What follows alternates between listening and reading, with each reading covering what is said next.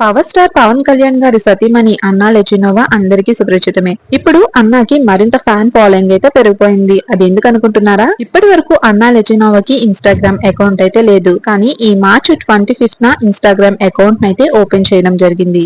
తన social మీడియాలోకి entry ఇవ్వడంతో పవన్ కళ్యాణ్ గారు warm welcome to Instagram dear అంటూ భార్యకి వెల్కమ్ చెప్పారు.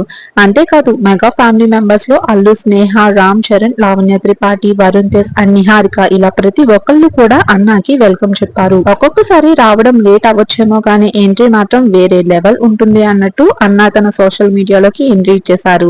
తన ఫ్యామిలీకి సంబంధించి క్యూట్ మూమెంట్స్ ని షేర్ చేసుకుంటాం జరిగింది. చిరంజీవి గారు నాగబాబు గారితో కలిసి ఉన్న ఫోటోని షేర్ చేస్తూ అన్న ఇలా రాసుకొచ్చారు. 15 years బ్యాక్ నేను ఈ ఫ్యామిలీలోకి వచ్చాను. అసలు ఎలా ఫిట్ అవుతానో అనుకున్నాను. ఎవరిని ఏమని పిలవాలో కూడా తెలియదు. కానీ ఇప్పుడు నాకు ఈ ఫ్యామిలీలో 2 brothers ఉన్నారు.